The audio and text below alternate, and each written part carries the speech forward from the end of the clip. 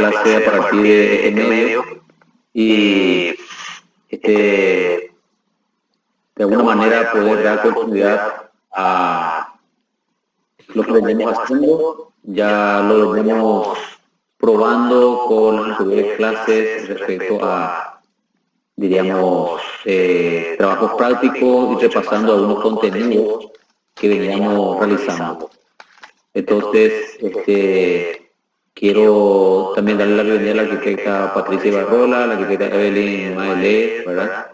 Y a todos ustedes que de alguna manera expectantes un poco de la continuidad en un formato distinto de nuestra virtualidad, ¿verdad? A través de los medios que disponemos.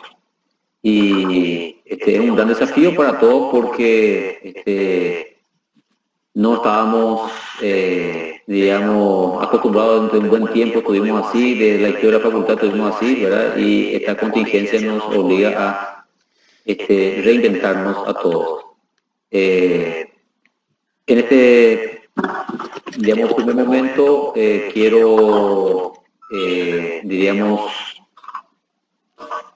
hacer un comentario general, diríamos, apenas arranquemos con todo lo que fue las anteriores clases, lo que sería en un segundo momento la clase en sí, y terminar la clase podemos continuar con las mesas interestamentales, escuchando un poquito el parecer de ustedes y haciendo un retorno, un feedback con ustedes para ver cuál fue, digamos, la receptividad que tienen ustedes acerca de este desempeño que tenemos todos, en el cual todos tenemos derecho a opinar, todos tenemos nuestras virtudes y todos también tenemos nuestras falencias. No me quiero centrar tanto en las falencias, soy, digamos, de apuntar hacia adelante, pero tampoco voy a, diríamos, olvidar esos aspectos que son importantes para ir creciendo como personas y como, en el fondo, como una institución, ¿verdad? Patricia, Evelyn. Sí, buenas tardes a todos. Estamos hoy reincorporándonos después de un tiempo ya dentro de un marco de formalidad. Más que lo que el arquitecto Rubén ya mencionó, darles la bienvenida en este formato y, como él mismo dijo, ¿verdad? Tratar de ver lo mejor que podamos y dar el mejor esfuerzo, tanto de parte de ustedes como de parte nuestra, para que esto se pueda llevar adelante.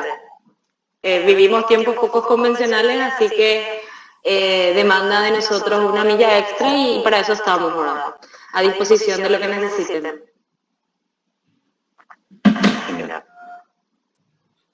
Patricia, ¿estás ahí? Creo que me ven, estamos en la misma cuenta, no sé cómo sería acá el tema de la cámara. Creo que me llegan a ver. Darles la bienvenida a los presentes. Entendemos la situación un poco complicada por la que estamos atravesando en nuestra casa de estudios. No son en condiciones óptimas como todos querríamos, pero no por eso hay que abandonar o no permitir avanzar, ¿verdad? A lo que queremos avanzar, ¿verdad? En las medidas de nuestras posibilidades. Todos queremos no perder el tiempo, salir cuanto antes de esta, ¿verdad? Y tratar de dar lo mejor. Ya por el camino se irán resolviendo un montón de otras cosas que yo creo que son perfectamente solucionables. Por lo menos yo quiero hablar exclusivamente, ¿verdad?, en base a mi opinión y en base a nuestra materia, ¿verdad? Yo sé que hay otros casos, ¿verdad?, pero no quiero traer esa colación porque no me corresponde, ¿verdad?, y tampoco estoy involucrada en eso. Entendemos ambas posiciones, ¿verdad?, la posición de nuestra directiva y también entendemos la posición del estudiantado, pero hay que llegar a un punto en el que hay que mediar y ver un término medio entre eso que beneficie a ambas partes, a lo mejor no un 100% para las dos, pero tratar de seguir adelante y animarles a seguir más que nada eso, ¿verdad? No queremos perder el semestre. Cuanto antes salgamos de esto es mejor para todos. Bueno, justamente eso, ¿verdad? Lo que buscamos es avanzar, digamos, de la mejor manera posible, de manera a que esto sea una demostración de que las adversidades no nos pueden superar. Y hago mía la expresión de otras personas de reinventarnos y demostrar que no nos puede parar la adversidad. Eso demuestra nuestra capacidad de enfrentar, diríamos, las vicisitudes que se dan en la vida, que esta no va a ser la única ni la primera, y no creo que sea también de esta envergadura. Pudieron venir en algún momento peores que esta, o podrán venir otras, ¿verdad? Pero tenemos que demostrar nosotros nuestra capacidad de sobreponernos a las adversidades, ¿verdad? El mundo no es perfecto, al menos, o capaz el mundo sea perfecto y nosotros somos imperfectos, ¿verdad? Pero en la búsqueda de esta perfección, digamos, hago mía las expresiones de las colegas que están también conmigo acá, y de los miles de colegas que están, digamos, ayornándose ante una situación como esta, en el cual tratan de apuntar, digamos, hacia el frente, reconociendo de que hay situaciones difíciles, pero no tiene que quedar en la anécdota de decir, ocurre esto y no puedo avanzar. Entonces, animándole un poco a eso y a todos los compañeros que pudieran no estar hoy acá, bueno, van a ver la grabación de la clase en sí, ¿verdad? Estas palabras me gustaría que las transmitan. De hecho, hay gente que está grabando ya esto y me parece muy bien. Avancemos todos, somos o creemos de que esto es posible y solamente con nuestro esfuerzo vamos a avanzar, no queda otra. Bueno, si me permite, entonces voy a preparar la grabación y también algunas palabritas más.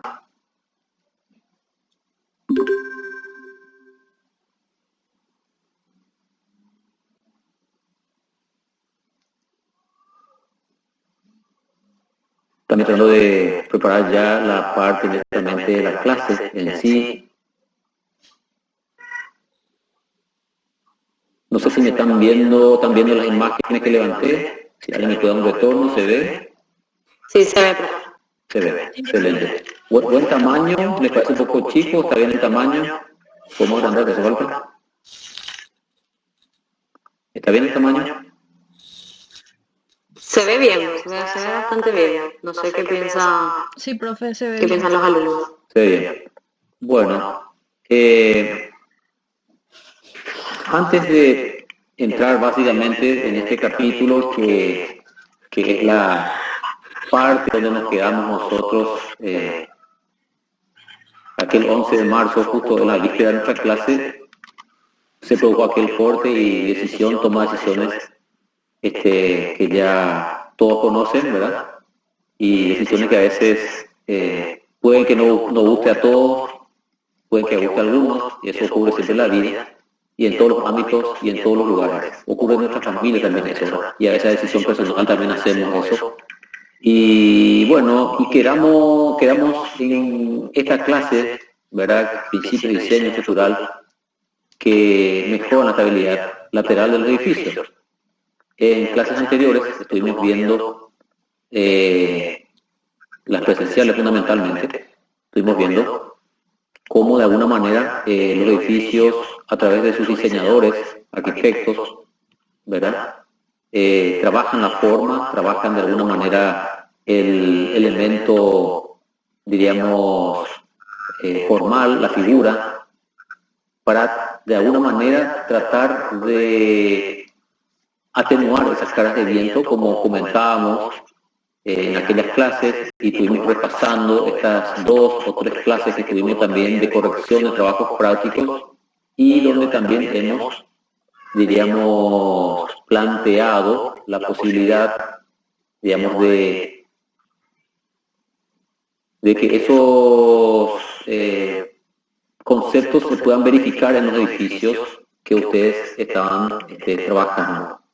Entonces, con esa intención, diríamos, siempre de crecer digamos, en aprendizaje, la clase que quedó varada fue esta, ¿verdad? Y, diríamos, como les comentaba recién, voy a desarrollar esta parte de la clase. Al terminar, quiero presentarles a los presentes. Queremos tener también dentro de la plenaria acá los voluntarios que creo que se habían ofrecido para esta cátedra. De todos modos, si no están los voluntarios, entendemos puede ser una postura gremial, tampoco no hay problema, sino también comentarles de nuestro planificador, que es para, diríamos, recalendarizar un poquito dónde quedamos. Y se produjeron algunos movimientos, quiero compartirlos en el momento de las mesas intercambiables, ¿verdad? Y sacar el mejor provecho que convenga a las partes. Por ahora me quiero centrar un poco en la clase, y terminado la clase vamos a trabajar con las mesas intercambiables. Les decía, los principios de forma son un componente de los edificios. Ahí tienen las imágenes de estos edificios, ¿verdad? Cuyos elementos, figura bidimensional, son trabajados por los arquitectos, y en lo que respecta en especial a nosotros en la estructura, nos interesa de repente cómo esas formas trabajan y su materialidad también, ¿verdad? A las cargas de viento que son tan importantes. Situaciones como esta, en el cual hay un espacio abierto, por ejemplo, mar, bahía, ¿verdad? Edificios que de repente forman parte conglomerados dentro de las ciudades, de repente, que tienen unos diseños también atípicos y que también están expuestos a cargas de viento. Lo de hoy, vamos a centrarnos en principios de la estructura, es decir, lo que de repente los ingenieros proponen como diseño de estructuras, podemos decirle la parte, el esqueleto o la parte ósea del edificio, ¿verdad? Y cómo esos elementos nos permiten, diríamos, dar estabilidad a los edificios, cuyas proporciones, dijimos en momentos anteriores, son verificados porque hay una altura mayor, es decir, hay una dimensión mayor, la altura, frente a otras dos dimensiones, su largo y su ancho, ¿verdad? Entonces la tercera dimensión, la altura, es la, diríamos, la que de alguna u otra manera sobresale nítidamente, y eso desde el punto de vista arquitectónico o urbanístico, digamos, da una conformación distinta a la ciudad en escala fundamentalmente. Los principios que usan los ingenieros, diríamos, parten desde el punto de vista conceptual, digamos, de la estructura, ¿verdad? De aquellas solicitaciones que entendemos son, digamos, tan importantes por lo que acabamos de mencionar, el tema de la altura, el tema de la dimensión, que se evidencia, ¿verdad?, frente a otras dos dimensiones. Entonces, hay una serie de principios, dentro de la estructura que son, diríamos, elementos importantes para el diseño de la estructura, amén de la forma también arquitectónica, ¿verdad? El campo de la estructura, el campo del diseño estructural, lo que permite es, diríamos, dar estabilidad a la estructura, de que esos elementos sean resistentes, de que esos elementos sean, diríamos, o tengan de alguna manera alguna concordancia con los aspectos formales que el arquitecto diseña, ¿verdad? Conceptos que estuvimos viendo ya en las primeras clases, pero vale la pena recordar de vuelta. en el cual el arquitecto trabaja una forma y queremos que la estructura se adecue a la forma. Entonces, dentro de esos elementos estructurales que, digamos, está trabajando el ingeniero para, en concordancia, en el ida y vuelta con el arquitecto, también considera ciertos aspectos importantes. Entre estos principios tenemos el aumentar el ancho efectivo resistentes al momento. Hablamos en clases anteriores de que el subsistema es una parte del sistema. Es un elemento que forma un conjunto, o digamos, forma un conjunto con otros elementos de igual o similar característica. Los subsistemas son partes del sistema, podemos llamarle a los pilares, subsistema vertical, ¿verdad? Hablamos en algún momento también de los tensores, hablamos en algún momento también de los muros exportantes, ¿verdad? Las pantallas de hormigón, también hablamos de los tubos estructurales como elementos resistentes al momento. Estos elementos resistentes al momento, digo, básicamente tendrán que ser los elementos verticales, porque si tenemos cargas de viento que son tan importantes, son los elementos verticales los que tratan de absorber esa posibilidad de vuelco que tiene el edificio.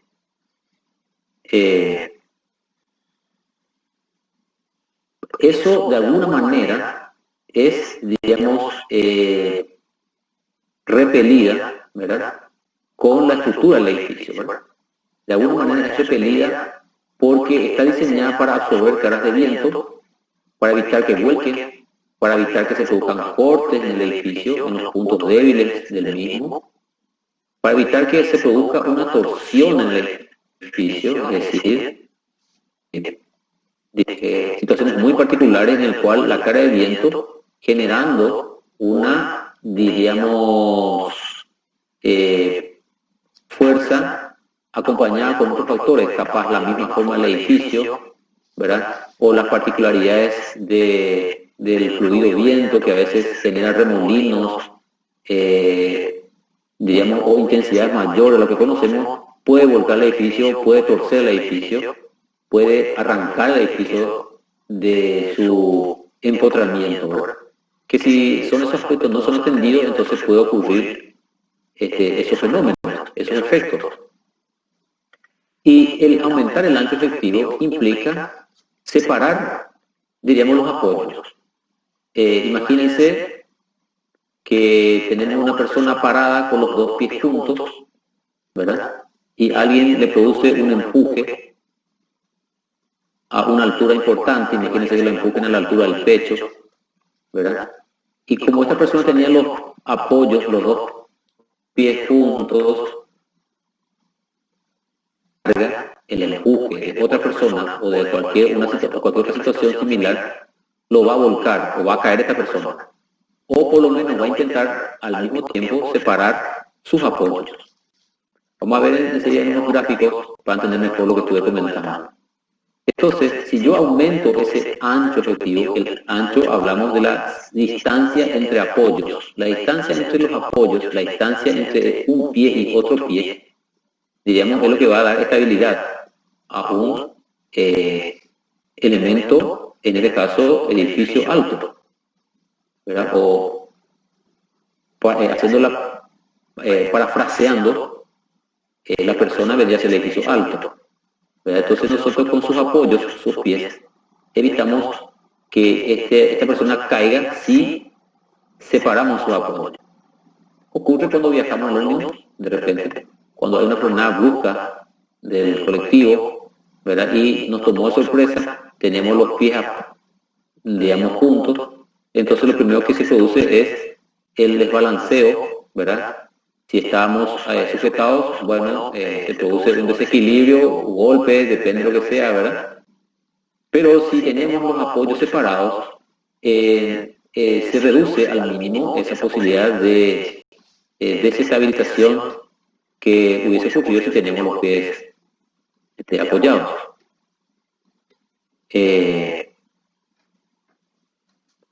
Como no tengo la la posibilidad de graficar ahora mismo al instante, como lo hacía en pizarrón. Ya escuchaba un retorno, hago una pausita acá, que ya he escuchado un retorno de parte de ustedes si se entendió mi metáfora, mi comparación. ¿Se comprendió esa parte? Sí, profe.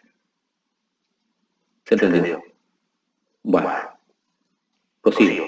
Entonces, si yo separo de vuelta, como decía, los anchos, o mejor, los apoyos, genero un ancho, llamamos efectivo en el sentido de que es la apropiada para poder, de alguna manera, obtener estabilidad, en el caso de la estabilidad de esa persona que estaba, diríamos, parada y que a través de una frenada brusca, ¿verdad?, o de alguien que lo empujó, ¿verdad?, no haya caído. Entonces, si yo separo esos apoyos, evito que eso caiga. El segundo principio, distribuir la mayor parte de las cargas gravitatorias a los principales componentes del sistema, o resistentes al momento, también es otro principio importante. ¿Y a qué se refiere esto? Distribuir la mayor parte de las cargas a elementos que dan soporte al edificio. Si yo tengo, como recién decía la persona dentro del ómnibus, de repente, por ejemplo, tenía alguna muleta conmigo, o tenía algún elemento vertical, algún bastón, ¿verdad?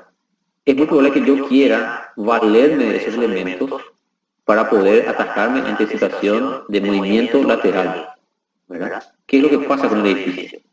Pero si concentramos, diríamos, la mayor parte de la absorción de esa carga horizontal en pilares mucho más importantes que en pilares más pequeños, o en los tubos estructurales, como dijimos en algún momento, o en ciertos elementos que dan estabilidad, entonces esos elementos, diríamos, van a ser lo que van a absorber la carga de viento. Si yo le pongo, por ejemplo, imagínense una figura cuadrangular. A esa figura cuadrangular, en las esquinas, le voy colocando unos pilares importantes, gruesos. Tengo por ahí unos gráficos que ya le voy a mostrar en un minutito.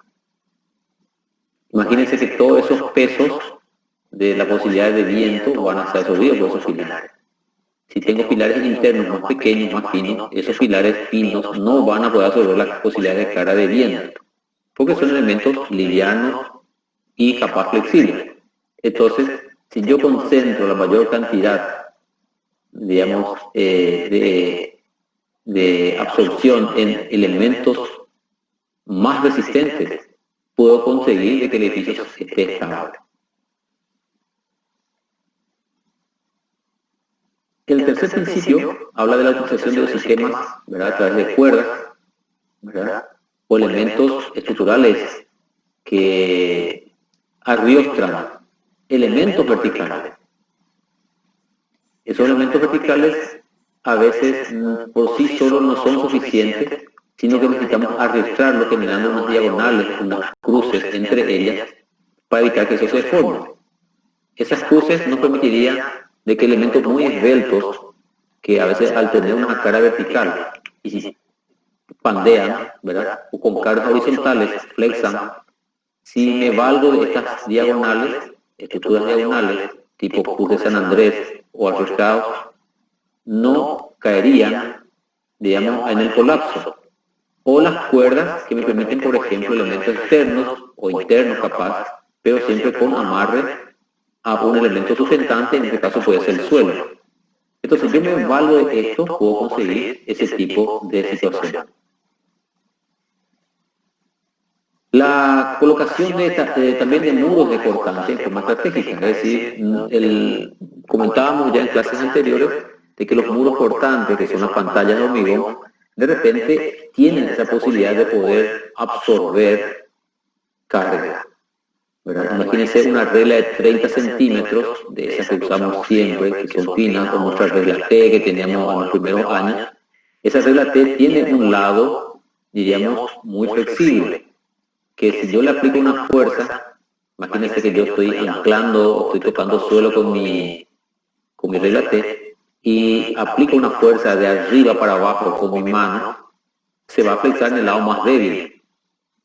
Sin embargo, es poco probable que flexe en el sentido transversal, es decir, en el lado del canto. Justamente por eso es que de repente, diríamos, estas situaciones se permiten que los muros decortantes, y parafraseamos con estas reglas T, por ejemplo, o las reglitas de 3 centímetros, ¿verdad? Vamos a ver de hacia qué lado se quiere formar y de hacia qué lado no se forma. Entonces, no por el hecho de que yo use muros cortantes, que es donde también sucede exactamente lo mismo, también no por usar muros cortantes, tampoco yo tendría esa situación. Tampoco por haber hecho, yo no voy digamos, o sea, ya tengo salvado el edificio de que eso no se me caiga. También la disposición correcta y estratégica de estos muros cortantes, diríamos, nos va a permitir que el edificio sea estable. La otra, el otro principio, que también es interesante, es la de tratar de proporcionar la suficiente acción diafragma horizontal. Y esto en especial hace referencia a las losas de hormigón armado, en especial a las plataformas horizontales, porque cuando se produce una carga de viento, los primeros en absorber son los elementos resistentes, son los verticales, pero transmiten a los elementos horizontales, y si estos elementos horizontales no tienen el espesor necesario, también se flexan o se deforman. Entonces, si yo le doy el espesor necesario a estas losas, van a trabajar conjuntamente con los pilares. Si bien es cierto, nosotros las losas diseñamos o predimensionamos sobre la base, digamos, de aquella, digamos, fórmula básica, diríamos, de la luz sobre 40, ¿verdad? O el sobre 10. Tenemos de repente que esas nos predimensionan, van una altura importante en las losas, pero si por ahí de repente yo tengo esa alternativa de poder introducir internamente elementos horizontales como algunas vigas, que últimamente los arquitectos, digamos, no queremos ver vigas, entonces metemos dentro de las losas que queremos que queden ocultas, quedan como unas losas, pero unas vigas, digamos, dentro de losas, pero hay que quedar todo ciego, ¿verdad? Entonces, estoy dándole, digamos, una resistencia a esas losas con esas vigas metidas o embedidas dentro de las losas. Entonces, ahí yo estoy generando una suficiente acción diafragma, ¿verdad? Con el espesor que le estoy agregando a través de elementos viga. Y por último, la creación de megamarcos, ¿verdad? Eso ya estuvimos viendo también en los trabajos prácticos que se iban corrigiendo en este tiempo. El caso particular que me viene a la mente ahora es el caso de Caja Madrid, del edificio que uno lo presentó, en el cual se producían o tenían el diseño de megamarcos, ¿verdad? Y se generaba la unión, ¿verdad?, de grandes componentes verticales, que son los megapilares estos, que ya vamos a ver en el gráfico, vamos a poder entender un poquito mejor, y transversalmente unidas con megavigas, ¿verdad?, o vigas macizas o vigas reticuladas, ¿verdad? Entonces, con esos componentes se generan unos megamarcos del cual, digamos, van generándose ciertas plataformas, se van generando cierto tipo de losas, diríamos, colgadas o apoyadas sobre las mismas para poder soportar las mismas. Hablo de los megamarcos, la posibilidad es, digamos, de caída, de vuelco del edificio, y por otro lado también soportar la parte netamente vertical. Bueno, hasta acá pregunto si hay alguna duda.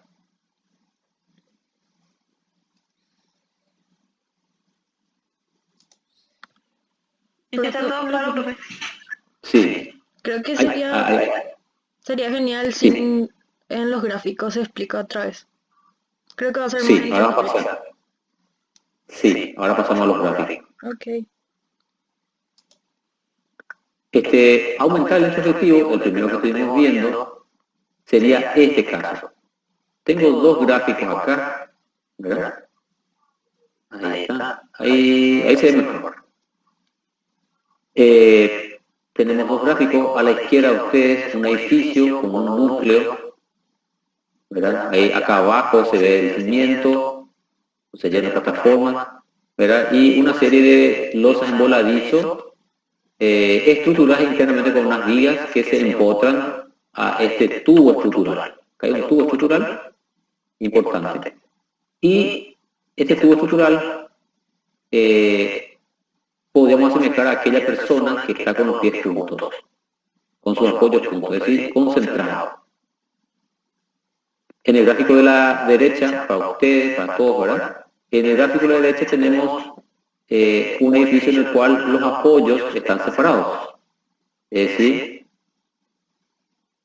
a la izquierda del mismo gráfico tenemos una pata o una serie de patas alineadas y a la derecha también la misma cosa, ¿verdad? La distancia entre los dos podemos llamarlo el ancho efectivo. O sea, este edificio tiene un ancho efectivo. Decíamos recién de que si yo tengo una carga, no sé si se ve mi puntero, ¿se ve ahí para ustedes? Sí, Sí, profesor. se ve. Se ve. Bueno. Entonces, si yo tengo una carga de mi derecha hacia mi izquierda, tratando de volcar este edificio, es probable que esta no vuelque porque va a ser absorbida por esta distancia entre apoyos. Acá abajo hay una relación de distancia, X, Y, como quieran llamarlo. Entonces, si acá hay una carga de viento, que dijimos que las más importantes son aquellas que se dan en la parte alta del edificio, entonces este mismo edificio es poco probable que vuelque. La tendencia es que vuelque hacia acá, hacia mi izquierda, ¿verdad? Entonces, o cambiando la dirección del viento es la misma cosa, ¿verdad? Va a buscar el otro lado o tenderá a volcar. Pero si yo tengo distancia D o X entre apoyos, es la que absorbe la posibilidad de vuelco generada por el viento.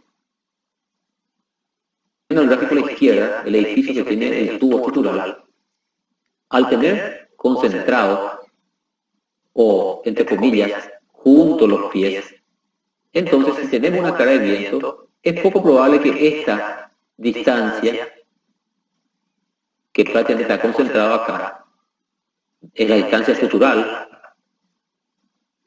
centrada en este muro, diríamos, no le permitiría un buen resultado, tendería a levantarse en este punto, a comprimirse acá en la otra punta, tendría a volcarse o en última a alabearse. El alabeo, que es un movimiento lateral del edificio generada en esta parte superior, ¿verdad? Produce que el edificio se balancee, oscile, ¿verdad? Y da una sensación muy molestosa, ¿verdad? Por la consadía que recién estamos explicando. Si bien es cierto, vamos a encontrar edificios como estos resueltos, estructuralmente hablando, no deja de generar esa oscilación de un lado para otro con cara de viento.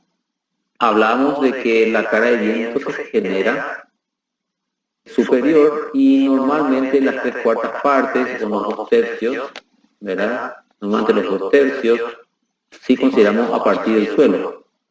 Si el suelo levantamos la posibilidad de carga, en este punto se produce, digamos, la parte más importante porque ahí en una figura triangular se produce, digamos, la concentración de la resultante.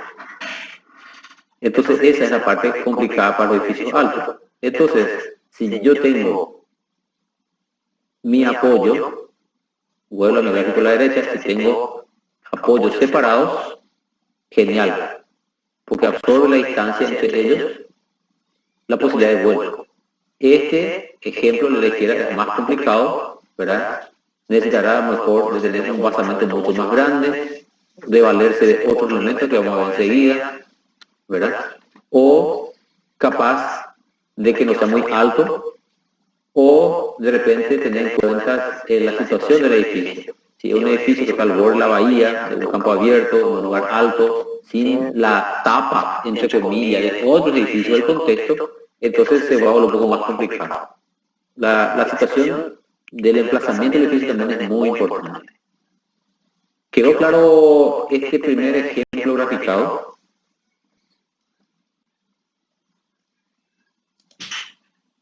Sí, profe. Genial. Sigo. También hablamos de la utilización de sistemas con cuerdas o las diagonales, ¿verdad? Que lo llamamos la Cruz de San Andrés o los sistemas de arriostramiento. Entonces, acá en estos gráficos, ustedes ven, ¿verdad? Yo puedo, de alguna manera, valerme de las cuerdas, en el caso particular de este. Tengo un edificio alto, puedo valerme de alguna manera del más ancho efectivo. Estabilidad lateral, acá tengo estas cuerdas, esta cuerda, y acá tengo las caras horizontales. Ya voy a volcar del otro lado. Por el empuje que genera esta cara de viento. ¿Qué ya dijimos? En la parte alta, a los 2/3 del suelo, o a los 1/3 de la cumbre, está la parte de la resultante de la cara. Entonces, si yo me valgo, digamos, de estas cuerdas, permitiría de que esto no tambalee, es lógico, es lógico entender eso, no tambalearía. Pero acá tenemos las cuerdas empotradas en el suelo, me permitiría un ancho efectivo también, pero valiéndome de las cuerdas. O ese mismo ejemplo, cuando yo traslado el gráfico a la derecha, ¿verdad? Cuando yo traslado estas cuerdas llevando al interior, ¿verdad? Uso o externamente para permitir, digamos, el anclaje del suelo y no ocupar tanto espacio como ocupo, ¿verdad? Acá abajo con este ejemplo a la izquierda. El ejemplo a la izquierda se me abre mucho, ¿verdad? Es difícil encontrar un terreno así tan grande para un edificio en el cual el arquitecto tiene todas las posibilidades de usar el terreno como quisiera. Entonces es poco difícil eso. Entonces, por ejemplo, puede darse esta situación. Esos empujes van a estar sobrevividos por las losas, por los pilares y transmitir las cuerdas llevadas al suelo. También tenemos los casos de las diagonales o las cruces de San Andrés, las mallas de arrastramiento, ¿verdad? Que en el primer caso, acá en el gráfico de la izquierda, en el primero, el gráfico que se plantea es sin rigidización. Es decir, es el típico caso de pilares que no están suficientemente rigidizados con los elementos transversales que son las losas. Acá tenemos unas losas de arriba a abajo y no hay una suficiente rigidez en estas losas para engancharse con los pilares, ¿verdad? Si tuviésemos unas vigas importantes acá, la deformación no sería esta. Se podía prefigurar, se podía intuir de que el edificio tendría esta forma de curva, esta forma de formación, con una tipología estructural en la cual no aparezcan elementos transversales para evitar que esto se deforme así. Sin embargo, si yo me valgo de un entramado, estructural, ¿verdad? Voy consiguiendo una mejor solución, un mejor desempeño de la estructura. Por ejemplo, si yo sencillamente esos pilares, elementos verticales, voy tratando de alguna manera de vincular transversalmente a las vigas, entonces se produce, ¿verdad? Produciéndose un empotramiento en estos encuentros, entonces sí podía empezar a mejorar la cosa. Acá todavía, al no tener ningún empotramiento entre elementos horizontales y verticales, se produce una deformación que sería conceptualmente como la que se muestra en la gráfica. Sin embargo, si empiezo yo a empotrar, voy a tener esta situación. Ya empiezo a disminuir la posibilidad de deformación, ya es menor. Se puede intuir que es menor esa situación. Y ni qué decir, tercer caso, en el cual empiezo a valerme de los arrastramientos, que son estas X que están acá, o también llamadas Cruz de San Andrés, que son los sistemas de arrastramiento, ¿verdad?, en cada módulo estructural, en el sentido vertical, es decir, en su alzado, vincula, diríamos, elementos verticales, horizontales, a través de estos elementos. Entonces, la deformación podría ser algo similar a esto que se muestra en la gráfica. De los tres, ustedes se dan cuenta de que este elemento tiene o puede tener mejores resultados frente a estos otros con la utilización de los arrastramientos o de, digamos, la Cruz de San Andrés. Bueno, hasta acá, ¿cómo vamos? ¿Se entendió esta parte?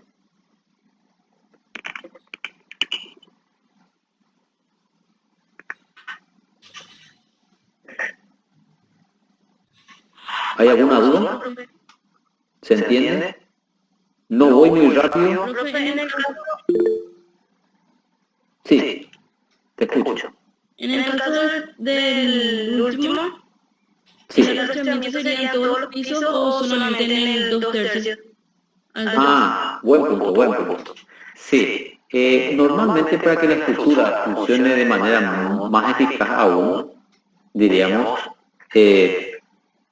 debería ser toda la estructura, inclusive dependiendo de la figura con la que estemos trabajando. Si esta figura que estamos trabajando en planta es un rectángulo, es decir, estamos hablando de un paralelepípedo, una figura rectangular, convendría que el arrastramiento se produzca desde arriba hasta abajo, en ambos o dependiendo del diseño.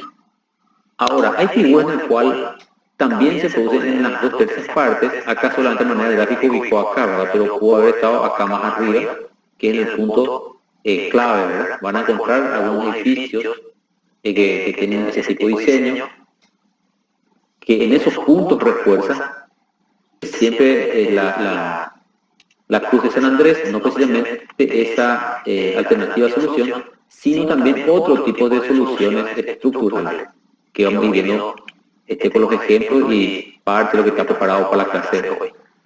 Pero respondiendo a tu pregunta, es así, ¿verdad? En la medida que yo ataco el punto general neurálgico, que es en las 2/3 partes, ¿verdad?, con estos elementos estoy solucionando. Dependiendo de mi figura, dependiendo de situaciones, como la que le comenté hace rato, del emplazamiento del edificio en una zona de descampado, en un espacio abierto, ¿verdad?, tiene connotaciones distintas a otros que están metidos dentro del conglomerado de edificios de la ciudad. Los edificios, por ejemplo, imagínense Nueva York, Manhattan, los edificios que están, digamos, erigidas, levantadas, emplazadas hacia la bahía, ¿verdad?, tendrían un comportamiento distinto, ¿verdad?, de los que están metidos más atrás, tapados todos los edificios. Entonces, las situaciones son distintas. Y esos son factores también que juegan en este caso. Pero estamos hablando así de forma muy conceptual para entender un poco de cómo funciona. No sé si respondí a tu pregunta. Sí, profe. Gracias. Bueno, acá tenemos un comportamiento aproximado del edificio en su desplazamiento en la parte superior, las manchas negras que están viendo ustedes, los rectángulos, cuadrados, ya que están viendo arriba, sería el desplazamiento desde el punto vertical del edificio hasta la parte máxima de oscilación del edificio. Entonces, cuando yo genere, diríamos, un edificio muy alto, en el cual no cuento con adiestramientos, ¿verdad?, en los puntos claves, es muy probable de que tenga problemas serios. También es importante recordar que no solamente estos elementos me permiten solucionar el problema de la estabilidad del edificio. Recordemos, como ya dijimos en varias clases, esta situación de estos principios, el empleo eficiente de diagonales o de cuerdas, se suma a otro tipo de soluciones que también pueden estar dentro del edificio. Aclaremos que no solamente porque yo use un sistema de anillos, vigas macizas, ¿verdad?, o rectángulos, yo ya soluciono el tema. Volviendo al gráfico, ¿verdad?, sin el empleo de estos adiestramientos, ¿verdad?, es probable que el desplazamiento sea como este. Si yo empiezo a aplicar en ciertos puntos del edificio, voy a ir, fíjese, disminuyendo conceptualmente, disminuye un 75%, de un 100% inicial tenemos 75%, si yo empiezo a generar, digo yo, algunos pisos, en algunos pisos, este alojamiento, ¿verdad? Si, por ejemplo, se sitúa en este punto, voy a tener un desplazamiento en la parte superior alrededor del 75% con respecto a su vertical. Tenemos el elemento vertical acá, su centro o eje neutro está por acá, entonces con respecto a esa vertical puede desplazarse hasta un 75%, digo bien, hasta cuando se ubica en este punto los arrestamientos. Si voy levantando ese arrestamiento, por ejemplo, ¿verdad?, voy paralelamente o al mismo tiempo disminuyendo esa posibilidad de oscilación. Fíjese, hay digamos, situaciones que van mejorando y cambiando, ¿verdad?, y generando menos oscilación. ¿De dónde salen estos valores? Y estos valores son generados normalmente en las pruebas, en los túneles de viento, que a veces los mismos laboratoristas e ingenieros, ¿verdad?, plantean y van sometiendo, digamos, a caras de viento a través de, digamos, turbinas o movimientos laterales en la parte inferior del edificio para ver el comportamiento de estos frente a esas acciones extremas. Entonces van marcando que si no tiene nada de eso se cumple un 100%, es decir,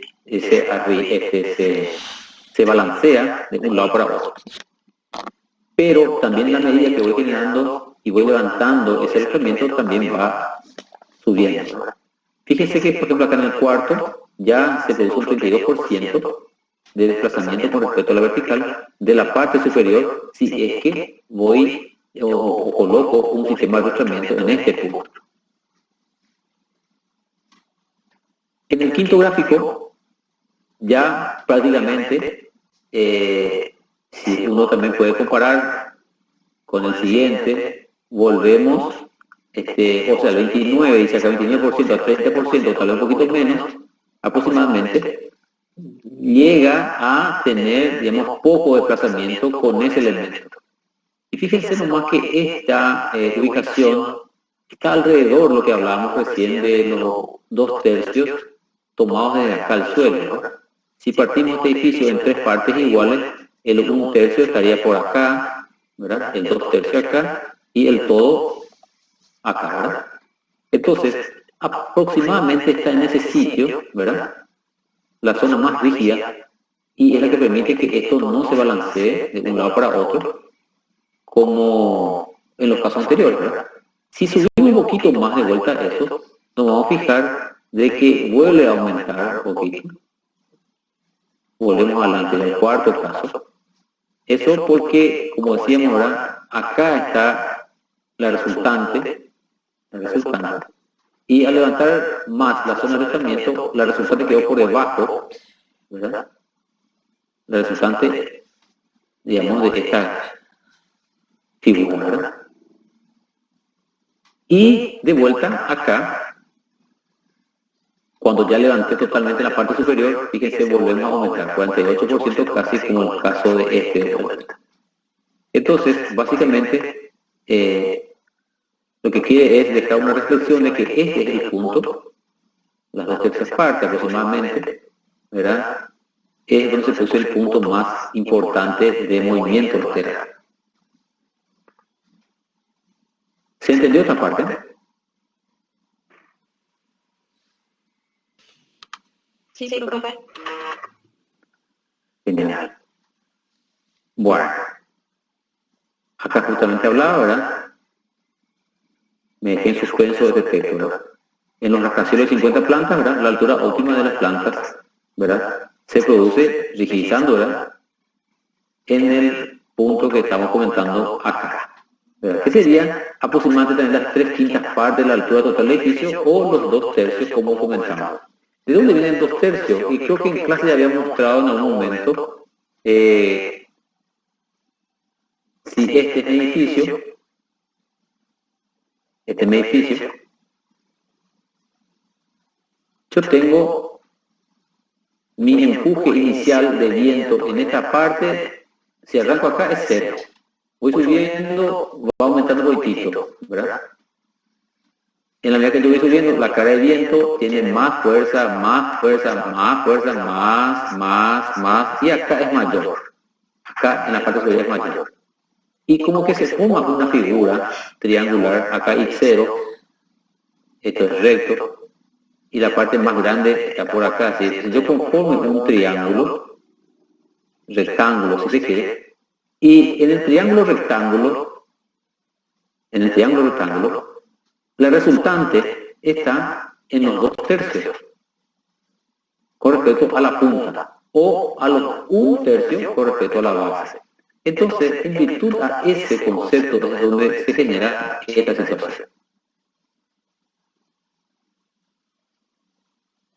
Siempre con la utilización de los sistemas de cuerdas y diagonales, también podemos entender de que estos, ¿verdad? Decíamos recién, de que si no tiene un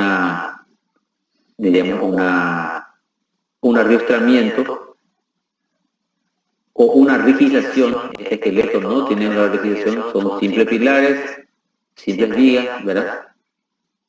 Pero no están rigidizados, frente a la cara de viento va a tener ese movimiento que ven ahí.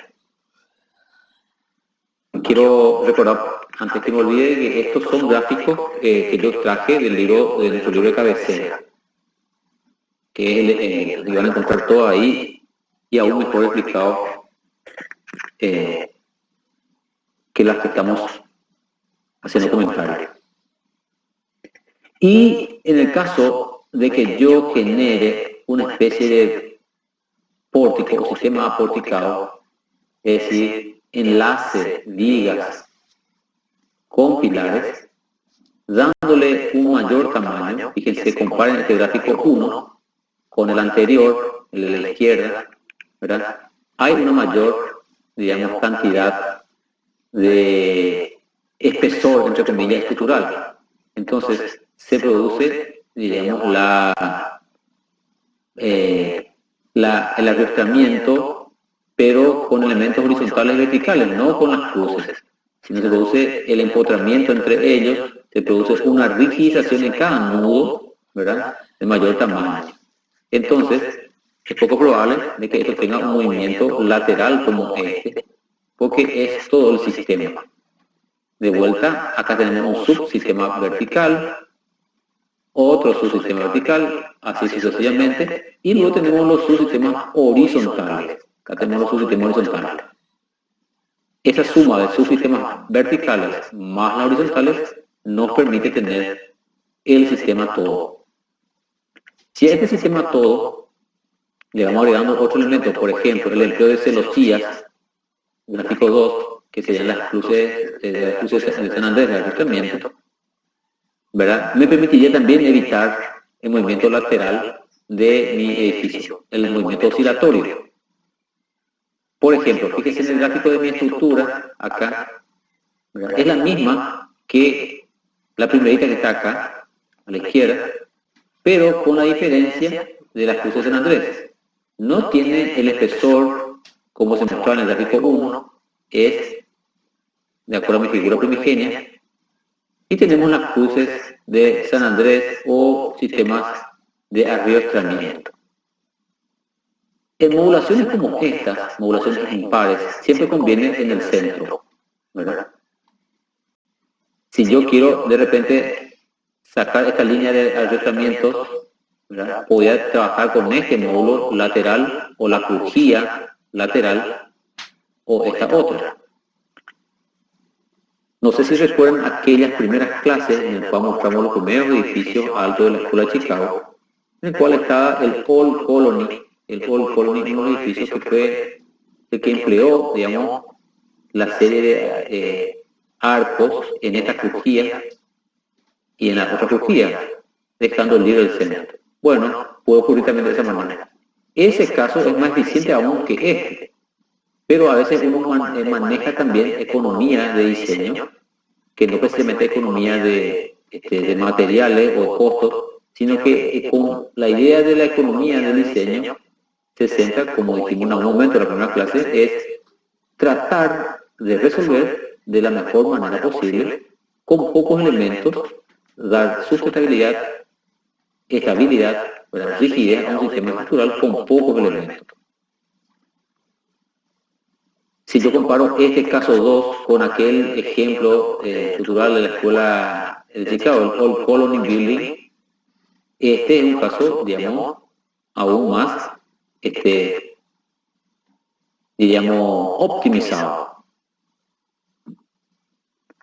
Si mantengo este mismo concepto, yo puedo no tener la Cruz de San Andrés, puedo tener un relleno macizo, caso 3, ¿verdad?, donde cada módulo yo voy rellenando y ese cada módulo en conjunción con el contiguo, con el módulo contiguo, van armando un todo.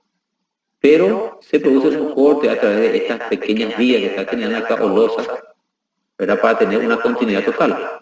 Pero es innegable que genera una rigidez para caras de viento.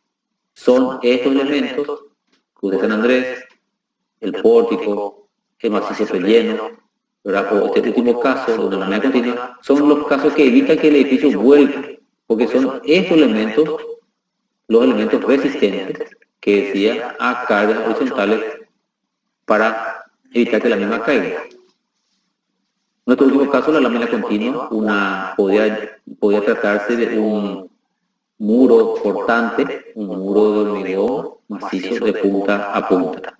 Entonces se convierte, en lugar de este caso 3, en lugar del caso 2, se convierte en un elemento único que actúa como una especie de columna vertebral más o menos, que dependiendo de la figura con la que esté trabajando puede adquirir diversas posiciones.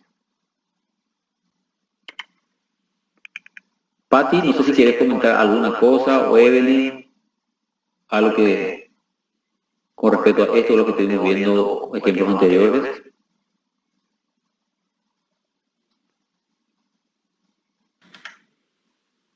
En cuanto a las cruces y todas estas estructuras de rigidización, siempre tener en cuenta la macroestructura, ¿verdad? No es lo mismo un tensor de piso a piso que un tensor para cargas horizontales, que se refiere a una totalidad del edificio como elemento del edificio completo. Entonces, que eso, así como hablamos de la forma también, que tendrían que abarcar a la totalidad del edificio, también con este tipo de estructuras para carga lateral implican la estructura del edificio completo. Exacto. Acá siempre hay que considerar un poco el todo, hay que considerar, digamos, al objeto total, ¿verdad?, como una dimensión en la cual hay que ser, digamos, consecuente con los elementos que vamos generando, ¿verdad? Por eso decía que no solamente la aparición del tensor solo, o del arrestamiento solo, ¿verdad?, me resuelve porque ya está. Acá yo puse un elemento arrastrante y bueno, y eso va a depender de dónde lo pusiste, ¿verdad?, de qué tamaño es, qué cantidad pusiste, todo en base un poco a la situación conceptual de cómo está trabajando el edificio. Si está mal ubicado el tensor o el relleno macizo o la lámina continua, ¿verdad? Si el porticado es solamente acá abajo y arriba no pasa nada, o al contrario, pusiste arriba la porticado y abajo sigue siendo como la primera figura de la izquierda, ¿verdad? Entonces no va a surtir efecto.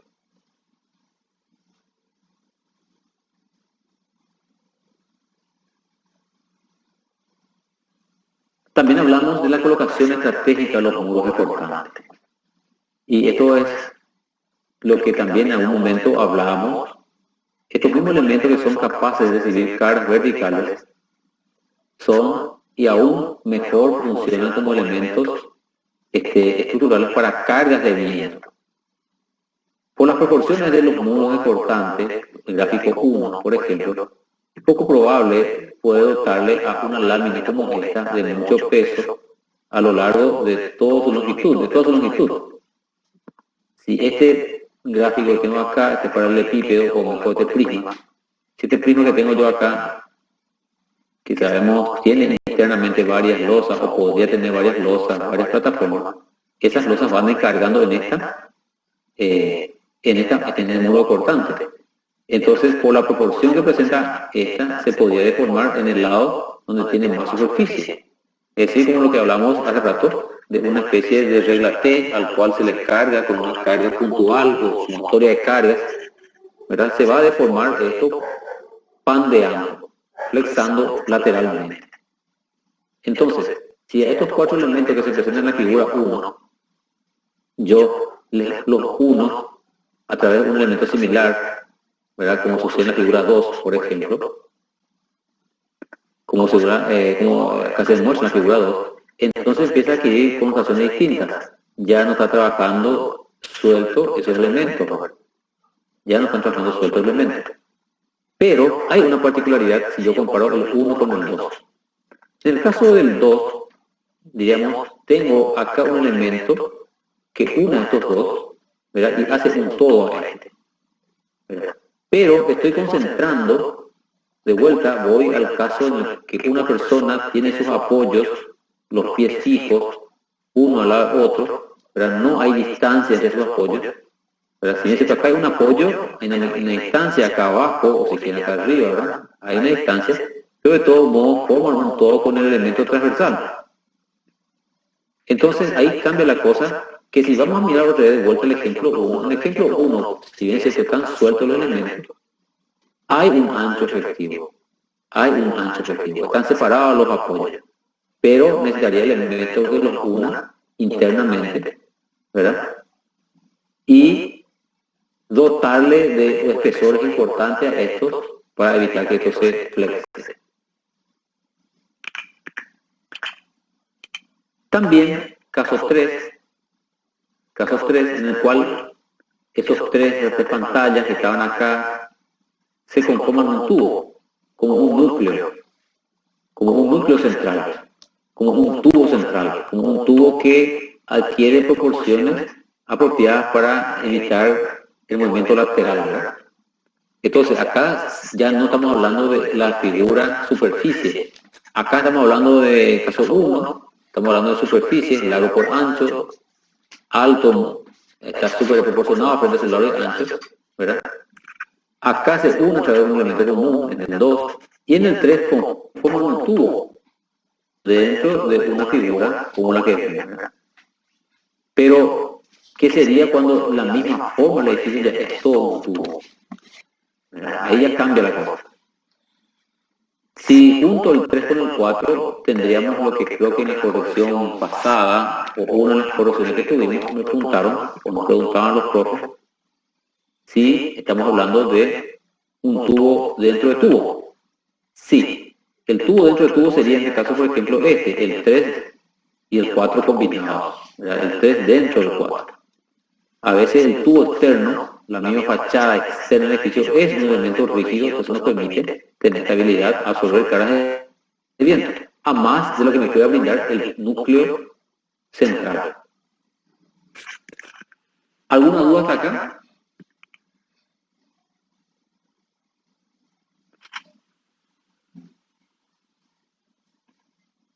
¿Seguimos?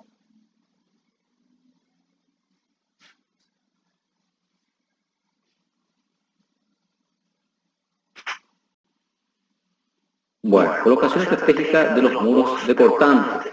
Hablamos también de que no solamente porque yo tenga nomás muro cortante ya soluciona. De vuelta me remito al ejemplo anterior, en donde tiene posiciones distintas y depende de qué es lo que lo va a unir. Acá, por ejemplo, tengo el muro cortante, ¿verdad? Pantalla, hormigón.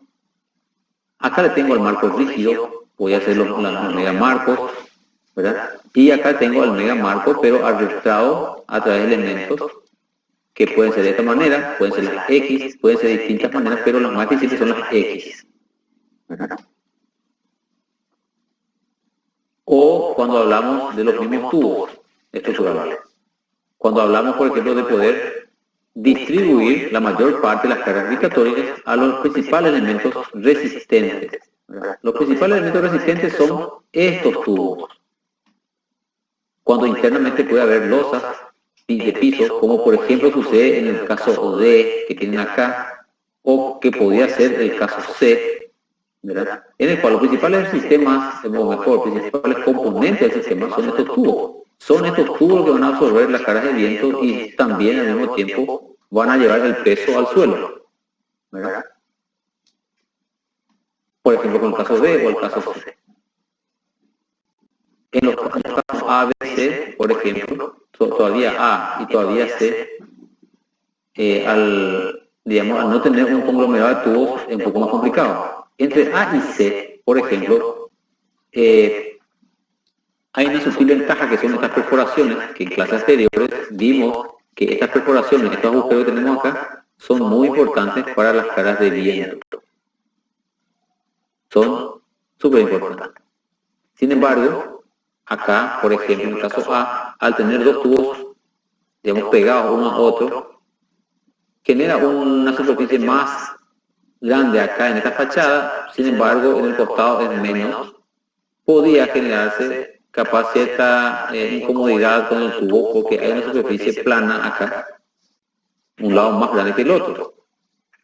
No así como este, que al separarse esos dos tubos se perfora y genera, digamos, descompresión de cargas de viento.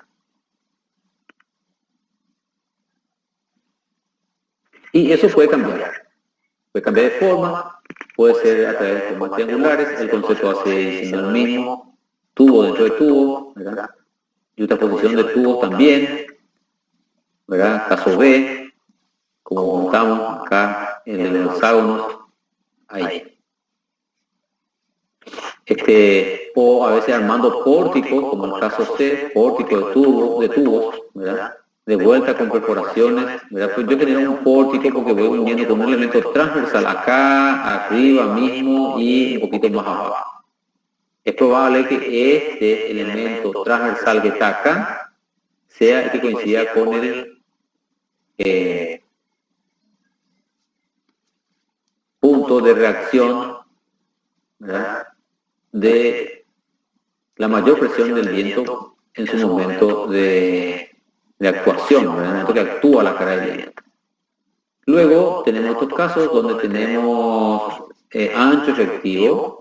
Acá tenemos ancho efectivo. Al separar estos apoyos yo tengo ancho efectivo. Encima que es una situación, el caso D hablo, ¿verdad?, que es similar a este otro caso D que está acá, o formado por los tubos triangulares. Si uno recompone, estamos hablando de un triángulo. Fíjense, este mismo compuesto por tubos hexagonales, si recompusiésemos, vamos a tener una estructura, entre comillas, inserta dentro de un triángulo que suena a triángulo equilátero. Entonces, con tres elementos que puedan ser ubicados en los vértices de ese imaginario tubo o prisma triangular. ¿Y en qué me ayuda eso? Y reconocemos que el triángulo es la figura más estable que conocemos por sus lados iguales. Entonces, si planteamos esta situación, pasaríamos a tener una buena respuesta a las cargas de viento. Hago una pausita, si puede de repente, ¿hay alguien que quiera comentar?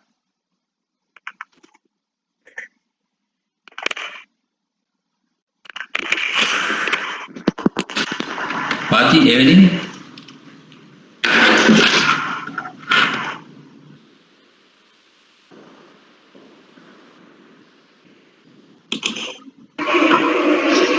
Yo sin nada que acotar, apago mi micrófono porque tengo demasiado ruido ambiente acá. Yo estoy en una calle muy transitada. Si hay alguien que quiera hacer un comentario. ¿Quedó claro esta partecita?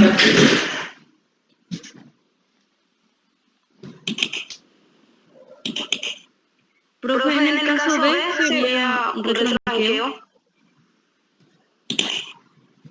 Sí, puede ser un retranqueo, si miramos toda la figura, puede ser un retranqueo, exacto.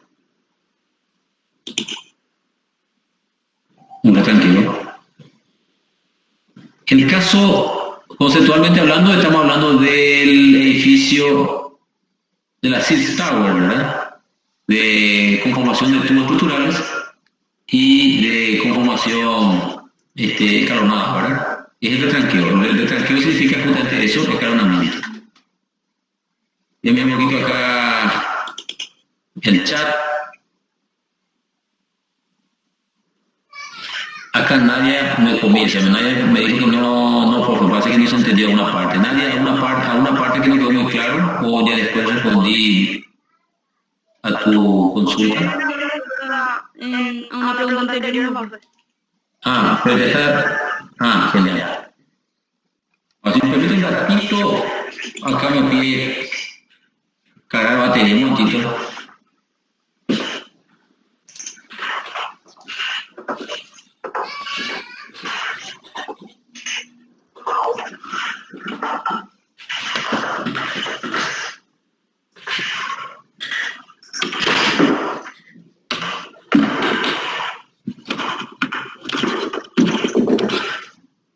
Bueno, ahí, listo.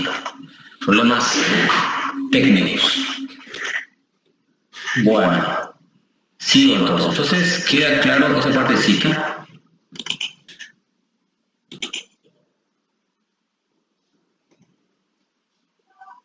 Sí, profe. Bueno.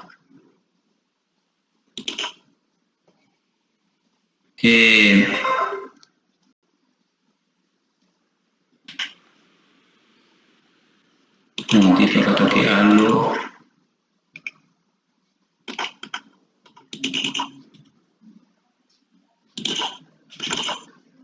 Se ve siempre la imagen, ¿verdad? ¿O me salí yo? Sí, profe, se ve. Ajá.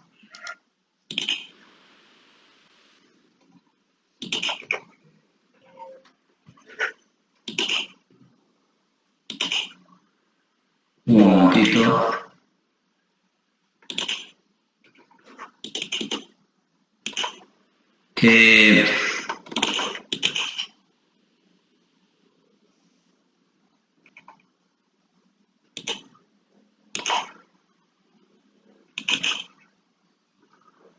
Ahí se mueve la imagen, se mueve ahí. Sí, sí, no, profe. Se mueve. Se me congeló de repente. Bueno, ahora sí ya no.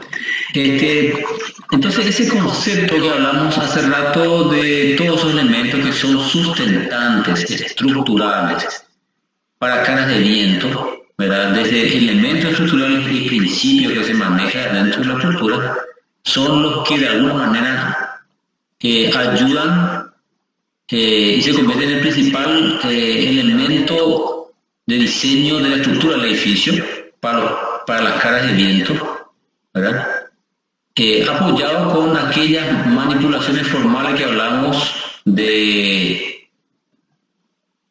por ejemplo, el retranqueo que recién mencionó la compañera, ¿verdad? Desde las perforaciones, que son trabajos formales, ¿verdad? También tenemos el caso particular de los tratamientos que se le da a la superficie, si pueden ser superficies rígidas, pueden ser superficies digamos, poco sutiles a la cara de viento, superficies ásperas, superficies no, digamos, vidriadas que de repente, o laminadas, como las láminas de aluminio, de repente que en el todo, cuando trabajamos la forma en cuanto a su aspecto exterior, también contribuye de alguna manera. Pero hablamos de que eso a nivel forma, a nivel estructural, son estos elementos que recién mencionamos.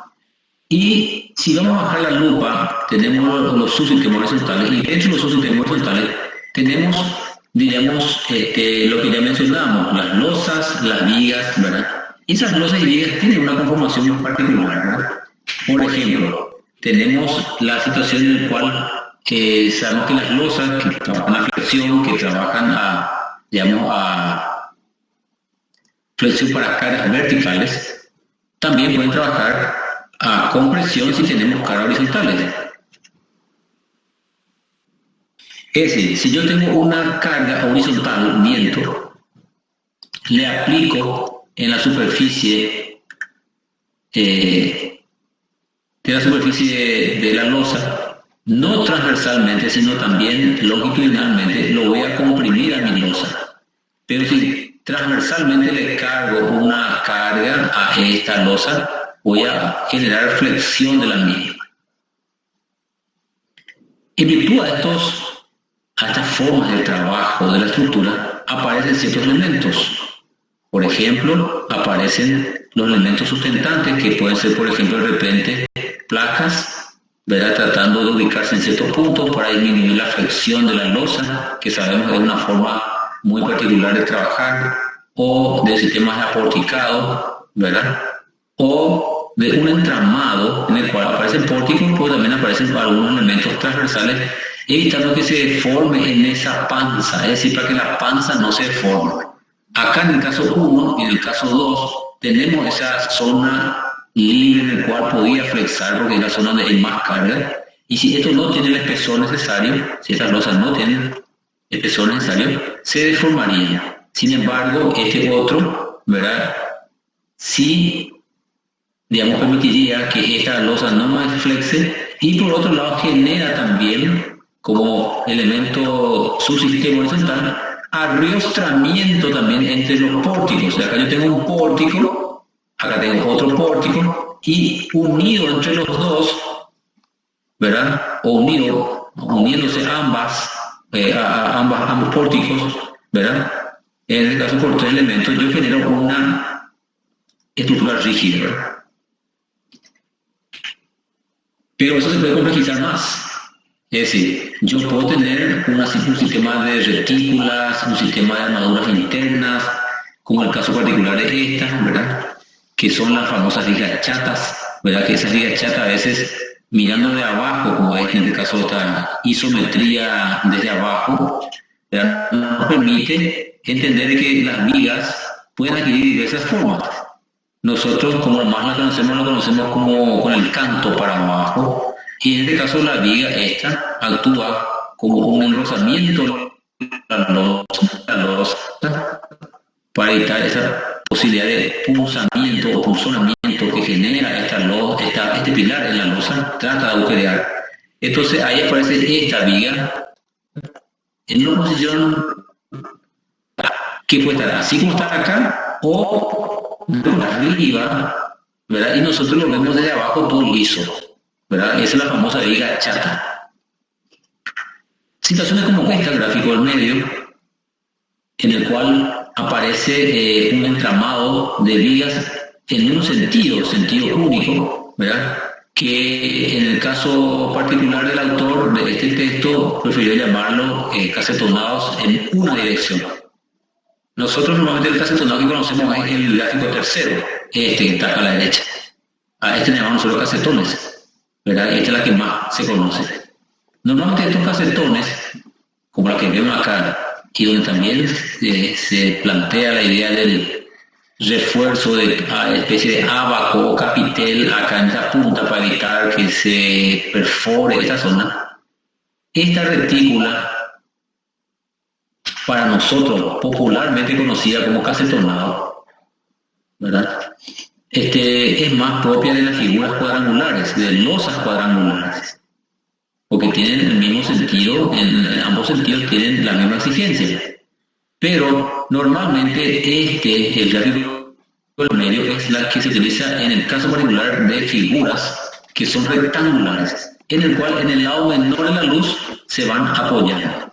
Si bien acá mi gráfico, el gráfico del texto, ¿verdad?, es bastante cuadrangular, donde normalmente se utiliza son para las figuras rectangulares. Este es el famoso embiguetado que le llamamos nosotros, ¿verdad?, o el autor lo llama acá casetonado en una dirección, y a este otro casetonado en dos direcciones. ¿Quedó claro esa parte?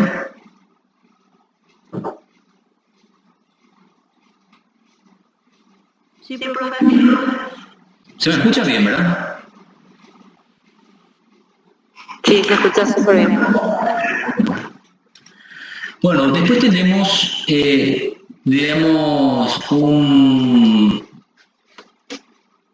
una breve comparación, ¿verdad?, que me pareció interesante y que está... Estos gráficos no están en el Engel.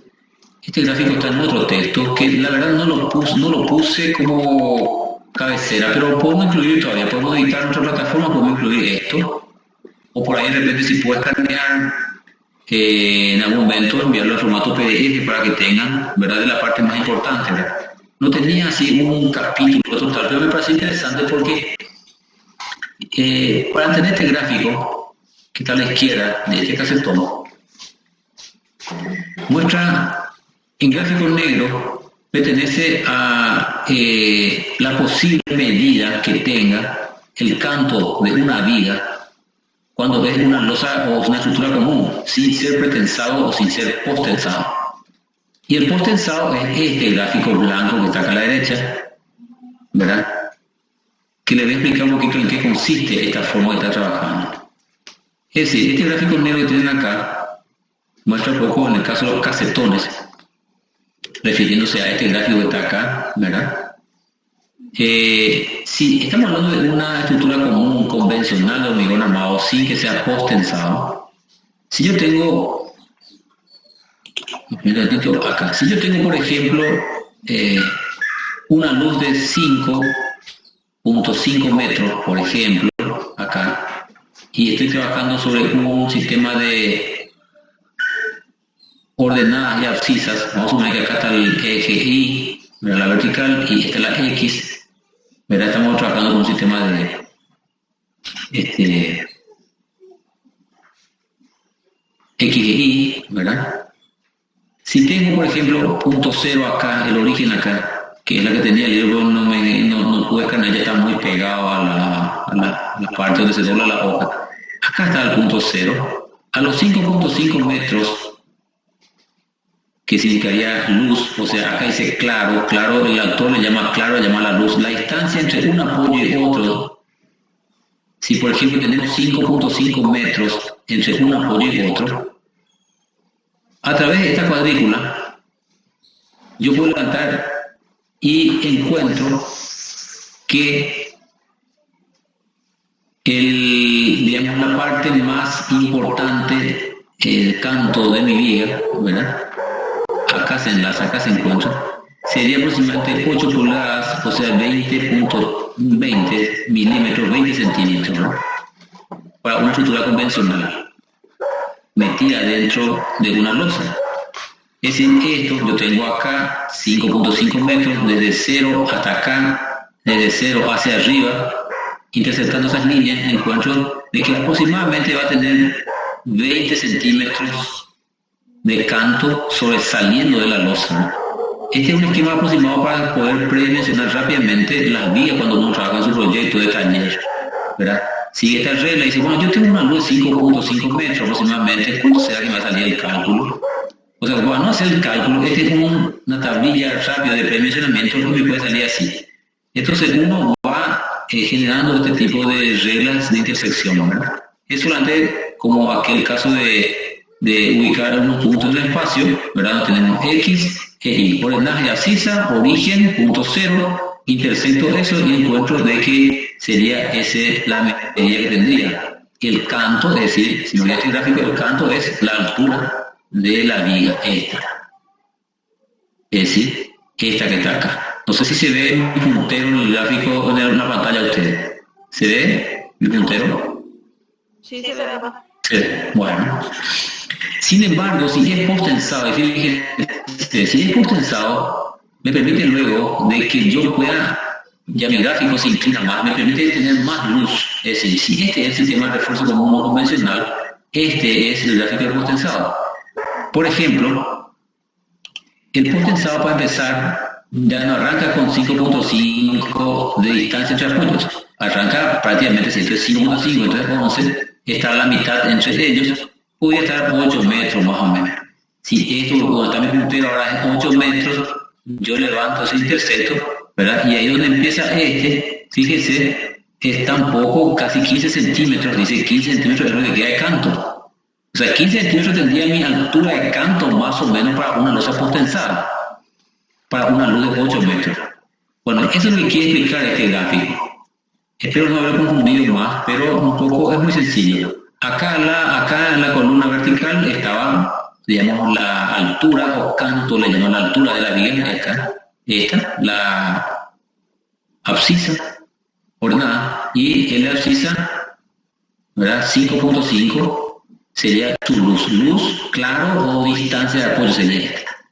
Bueno, entonces este gráfico yo les sirva un poco para predimensionar rápidamente situaciones. Aproveché y le traje a colación. Bueno, lo mismo sigue esto acá, es lo mismo, ¿verdad? Este es el caso del casetonado, que ya veremos más adelante.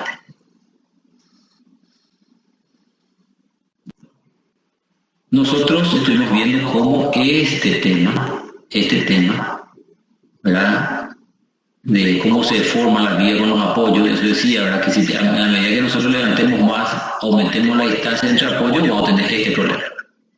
Flexa la figura, la viga, lo que sea, losa, va flexando. Si esto va flexando, podríamos tener un diagrama como este. Nosotros en la facultad, los profesores de estructura, normalmente hacemos que este diagrama sea al revés, que esté hacia abajo, ¿verdad? Bueno, acá el autor preparó hacia arriba, no importa, es convencional. Sería así la deformación de una viga o una losa con cara distribuida apoyada en dos extremos. Y fíjese, esto es espesor de losa o es canto de viga, traducida de esta. Pero si yo quiero disminuir esta altura que en el momento flector máximo, ¿qué tengo que hacer? Y tengo dos opciones. Uno, ¿verdad? Acercamos más los apoyos. Este apoyo que está acá, de una distancia L, X o D, acerco más este apoyo hacia el centro, este otro yo también hacia el centro, y voy a tener, digamos, voladizo los extremos. Al tener voladizo los extremos tendría una figura como esta. Ahí, el diagrama autoflector en el punto máximo, acá está, se redujo frente a esta otra, pero le transferí a los voladizos. Es decir, trasladé parte de la cara a los voladizos. Pero para eso también es importante resolver este nudo, acá y acá. ¿Qué pasa si nosotros aporticamos totalmente? Acá no había pórtico, acá había dos elementos, un tercer elemento, no había, acá había libertad. La libertad acá, igual que acá. En el gráfico 1, gráfico central medio. En el gráfico de la derecha tenemos empotrado. Al tener empotrado, prácticamente su diagrama de momento flector, fíjense, se traslada. El diagrama de la viga traslada a los pilares. Entonces los pilares tienen también vela en el entierro. Acá no tenían eso, ¿verdad? Acá prácticamente, acá ni qué decir. Refiere porque está la viga en los pilares. Entonces parte de la carga, que es lo que no sucedía acá como debería ser. Resultado, y acá el resultado abajo, la estructura posible de estas situaciones. Una vía con un canto muy grande, gráfico 1, desprendida acá, un gráfico en el cual al aparecer los voladizos, la viga tuvo menos canto, transfirió a los voladizos, y en este caso, la viga transfiere a los pilares. Resultado final, tenemos un sistema porticado bastante importante empotrado entre las piezas. ¿Se entendió esta parte?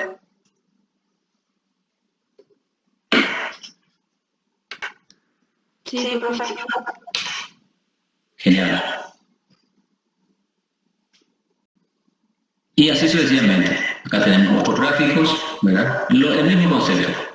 Si yo tengo suelto acá, voy a tener diagramas momentos como este, deformaciones como esta. Si tengo empotrado un poco acá, ¿verdad? Tengo una deformación como esta, posibles pandeos no laterales, ¿verdad?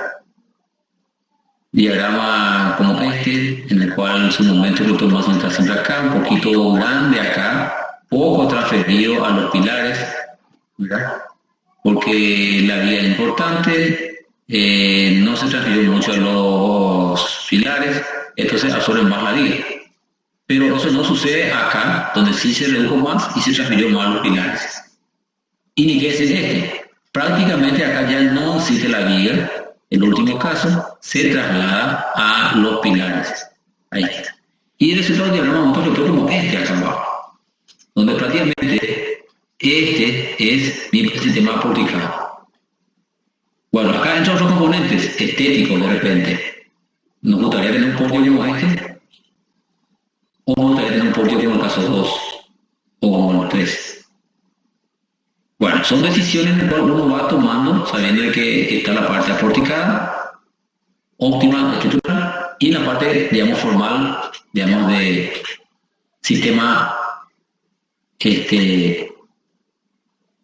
de estructuras, donde no solamente la forma prevalece, ni solamente la estructura prevalece, sino que tratan de compenetrarse mutuamente. Bueno, y ni qué decir con estos gráficos que ya prácticamente evolucionando un poco más aún lo que estuvimos hablando, ¿verdad? Cuando demasiado ya le damos papel al pilar y la viga no hace nada, ¿verdad? O cuando es un sistema porticado como este, en el cual de vuelta se transfieren las cargas, punto cero en el medio, ¿verdad? Acá. Y si yo transfiero totalmente a los pilares, hasta puedo ocurrir esto. Yo, si tengo punto cero, hasta que inclusive puedo tener, es decir, si tengo una rótula, perdón, ahí está. Acá mi rótulo, acá está mi rótulo, pero mi rótula, acá está la rótula, yo suelto acá, prácticamente tengo dos L's invertidas tocándose en este punto, entonces prácticamente el resultado va a ser este. Puede ser dos sistemas en el cual parece un boomerang, no es ya un aporticado en el sentido estricto de la palabra, porque acá ya no hay continuidad, se suelta acá en el medio, también puede ser una solución como esta. Bueno, ahí estuvimos analizando la viga así como componentes del sistema o del subsistema horizontal. ¿Algún comentario acerca de esto antes de pasar a la vía de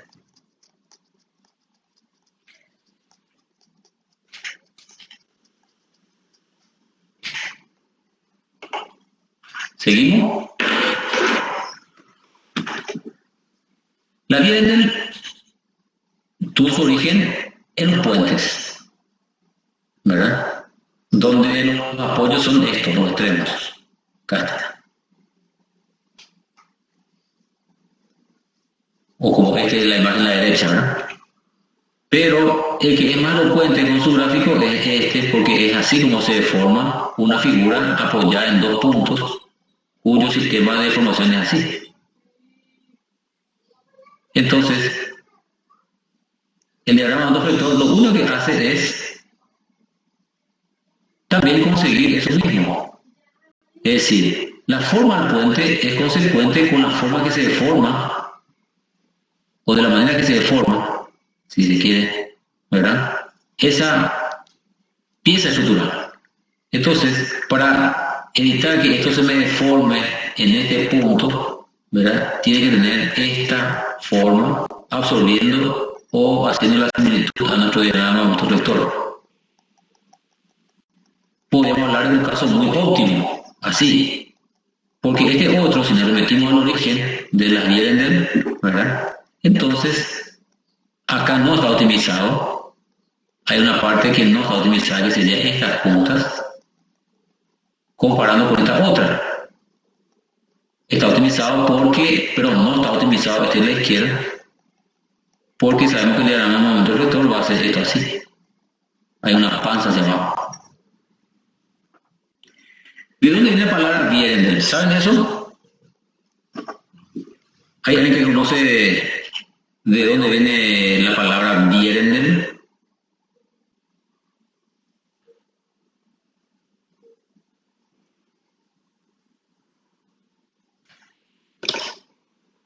¿Alguien me puede ayudar en eso?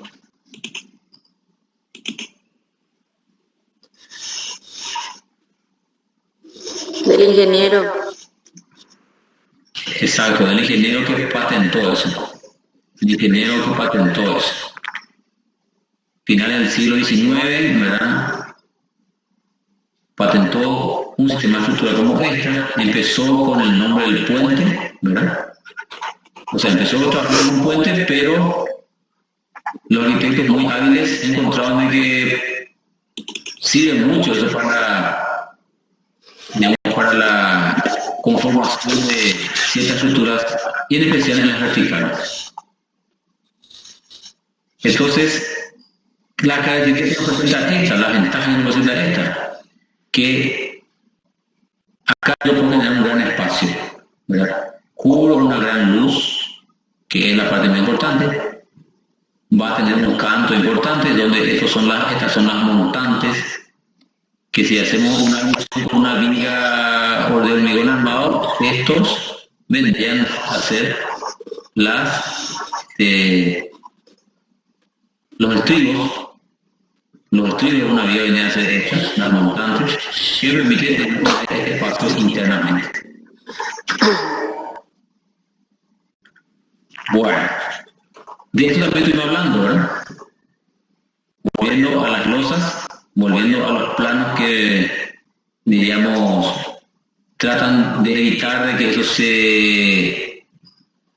se mueva. En planta hablábamos nosotros de repente que las losas, los muros exteriores, los muros divisorios, los tubos estructurales conforman un punto muy importante dentro de las cargas horizontales. Hablamos de los muros cortantes, lo que está más oscuro acá, ¿verdad? Como va a enseñar en tercera dimensión.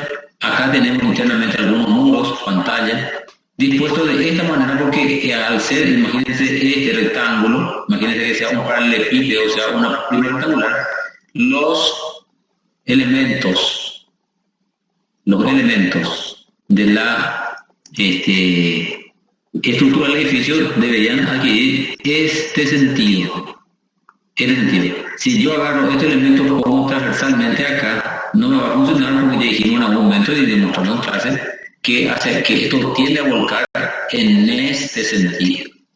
Acá quiere volcar, si no es hacia allá, para acá. Es poco probable que el edificio vuelque en este sentido. Primero, porque la forma ya absorbe. Esta longitud es mayor a esta, ¿verdad? Lado menor, ¿verdad? Y por otro lado, la estructura está dispuesta de esta manera para absorber el posible embate en este sentido. Ya hablamos de los tubos estructurales en su momento, de los núcleos que depende de la posición, permite generar cierto tipo de estabilidad. Si está en el centro, genera una simetría estructural, ¿verdad? En ambos sentidos, acá. Si yo paso un eje imaginario por acá, y por acá, está en el centro, es estable. Si yo muevo este núcleo como está acá, en este sentido hay simetría estructural. Pero en este sentido no hay. Si yo me paro acá, tengo hacia un lado el núcleo, la escalera, ascensores, lo que sea, pero del otro lado no tengo nada. Es probable que se produzca algún movimiento en el edificio. Si esto tiene tercera dimensión, y esta escalera está acá en esta posición, y viene el viento de este lado, ¿qué creen que puede suceder? ¿Qué efecto se puede producir en el edificio? les pregunto, imagínense tercera dimensión de esta planta. ¿Qué efecto puede ocurrir en el edificio? Hay una parte rígida, esta, posibles pilares acá, como ven, ¿verdad? Pero una zona muy rígida y no hay simetría estructural porque así hay simetría, pero así no hay, como este caso. Entonces, ¿qué puede ocurrir con un edificio como este? Les escucho, habilito el micrófono.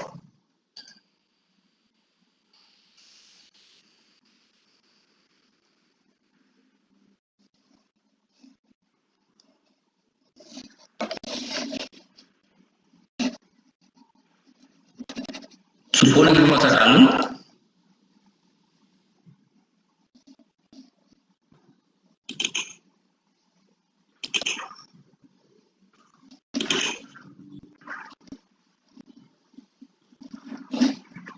O vamos a dejar como tarea para más adelante.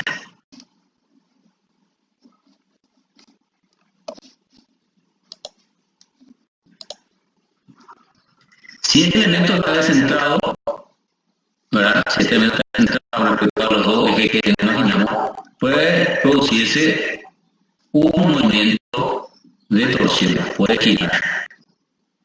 No está en el centro, ¿verdad? Una parte más rígida, otra menos, entonces puede girar sobre este. El eje no está en el centro, entonces es un problema.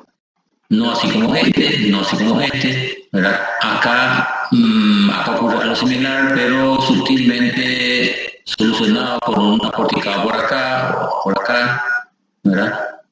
Entre estos dos, este es un poquito más completo, porque de vuelta hay un esqueleto completo y este es solamente en el extremo. Pero son soluciones estructurales que manejan los ingenieros.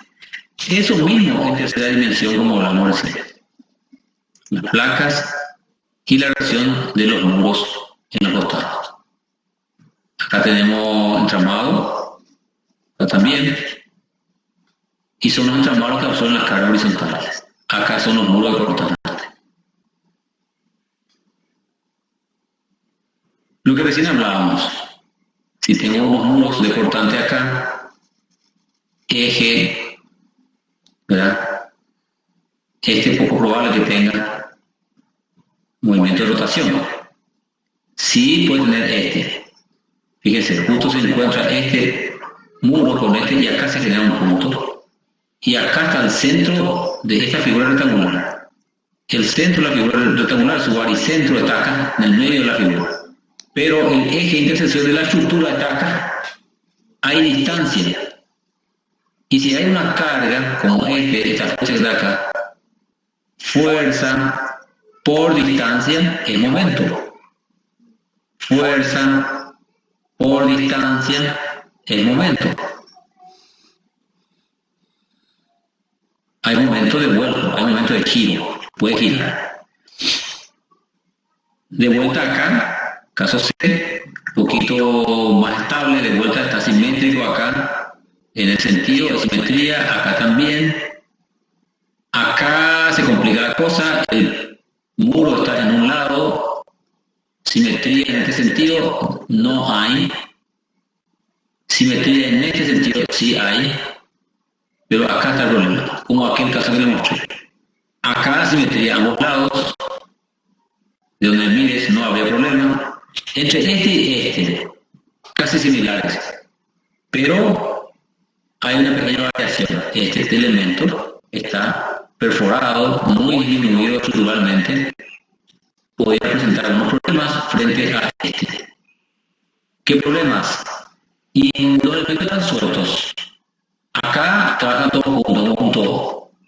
Se intersectan los planos, trabajan con todo. Acá, si ese acá maneja una línea de puntos, capaz que superiormente aparezca una losa, unas vigas, ¿verdad? Hay una proyección de puntos acá, pero igual no es un cuerpo como lo es este, no es un elemento interesante desde el punto de vista formal estructural. Si llegamos al centro a través de la intersección de dos placas como esta, hay simetría en este sentido, hay simetría también en este sentido, pero no hay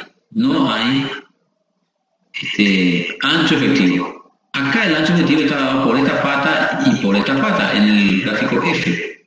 En el gráfico G, este es el punto. Acá no hay, diríamos, no hay ancho efectivo. El apoyo se concentra acá. Un viento gira, rota, lo echa, problemazo. Un problemazo para el G. H tiene una distancia entre los apoyos. Es una figura curva. Para cara de viento, posible rotación, la figura curva es interesante, ¿verdad? Puede actuar muy bien. Tiene estos voladizos. Esos voladizos a veces uno quiere reducir porque si es muy grande el voladizo se complica.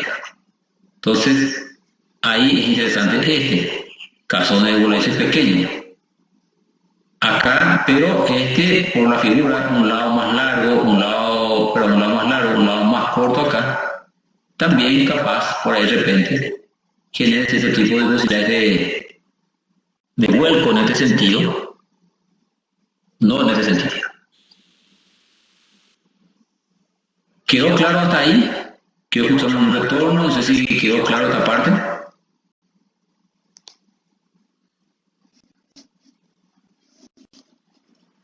Parece que estoy diciendo, no. Sí, claro. No estoy diciendo todavía, ¿verdad? Sí, profe. Me están haciendo el aguante. Gracias por el aguante. Bueno, ya es hora de merendar, así que tranquilo, ya vamos a merendar enseguida.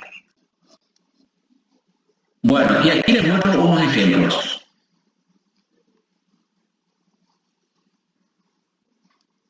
Torre Coajimalpa, en México, planteo la maqueta, el esquema, ¿verdad? A través de un sistema de vías.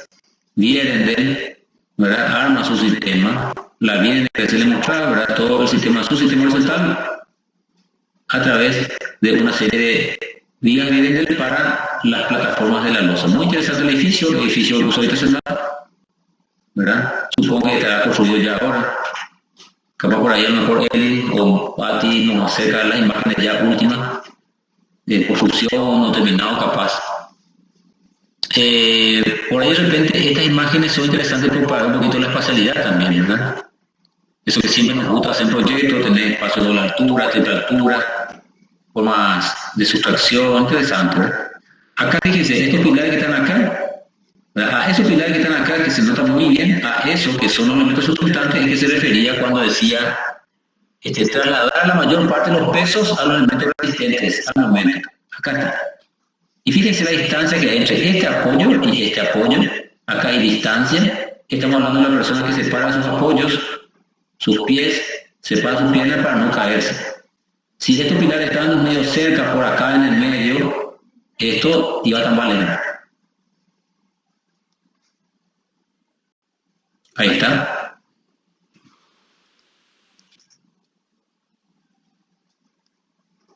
En Argentina, un edificio. Hay un grupo que habilitó muchos hemos hablado, ¿verdad? También con elementos, ¿verdad? Sustentantes, muro de hormigón armado y unas vigas transversales que se empotran en esas mismas vigas sostienen a otras vigas y arman la forma del edificio. No sé si está acá alguien del grupo que tiene este tema.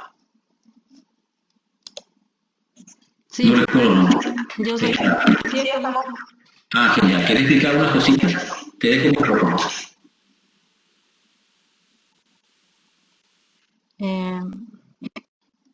¿Quieres que explique del edificio, nuestro TP?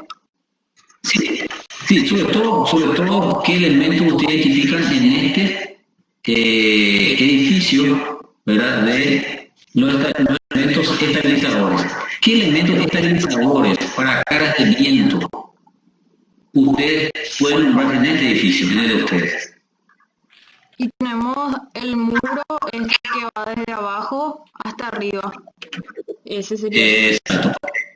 Exacto. Este mismo, correcto. Y después tenemos las vigas también, que se van, de una forma se descargan en las vigas, estas se descargan en ese muro. Exacto, esas mismas. Los subsistemas horizontales, exacto, muy bien. De paso están ya haciendo su trabajo práctico que están acá con este ejemplo. Y hay otro elemento más para cargas de viento, aparte de este que mencionaron, de este otro.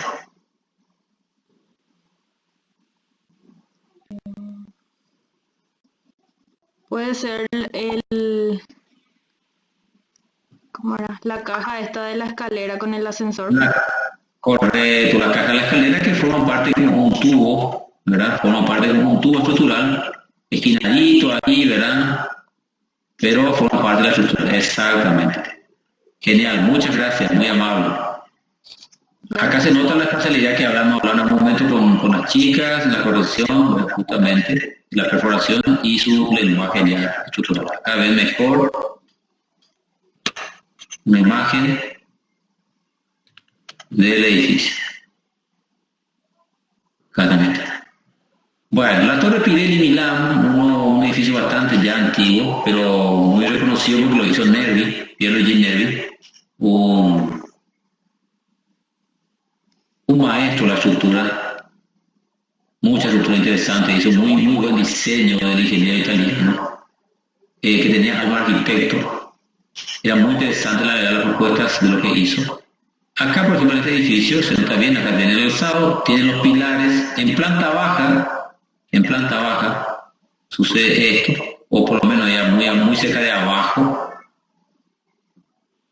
Acá tenemos unos muros cortantes, ¿verdad? Es unas pantallas que serían estos elementos. Que ahí abajo son como pantallas. Acá se llaman sus estructuras, ¿verdad?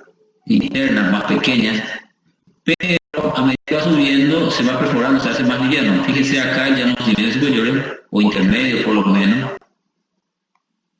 parece ser un sistema porticado más sencillo, menos complicado.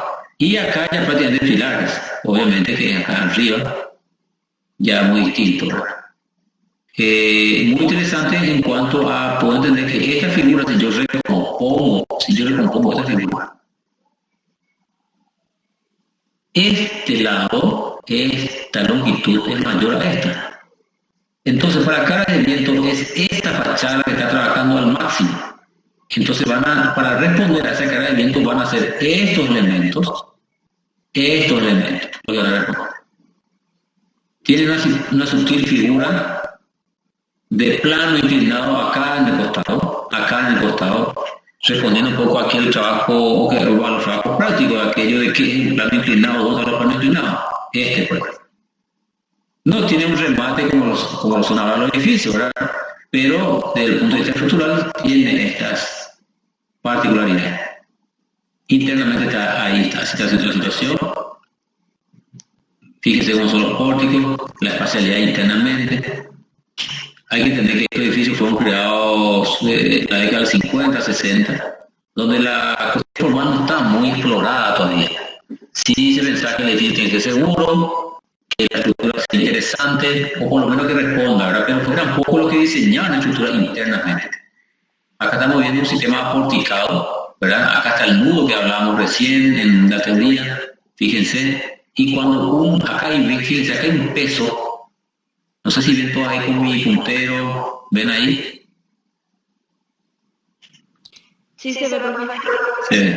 Este es un peso interesante, ven acá una plataforma hormigón, ese está cayendo en la zona prácticamente media del pórtico, cuyo apoyo es este y este. Entonces, esta viga no tiene una forma recta acá como quisiéramos, tiene una forma particular porque tiene que absorber parte de este peso y traslada a este pilar. Acá, por supuesto, es más ancho esta parte y menos acá, porque acá está la zona más complicada. Acá están los arrastramientos, o perdón, no es arrastramiento, es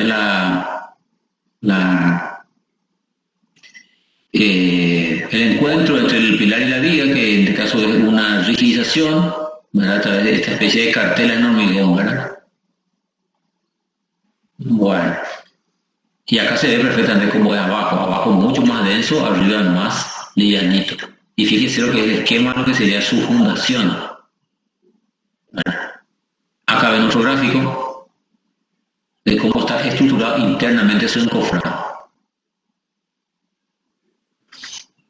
Y bueno, el edificio de la Price Tower también con su elemento que hablábamos en algún momento, los muros importantes.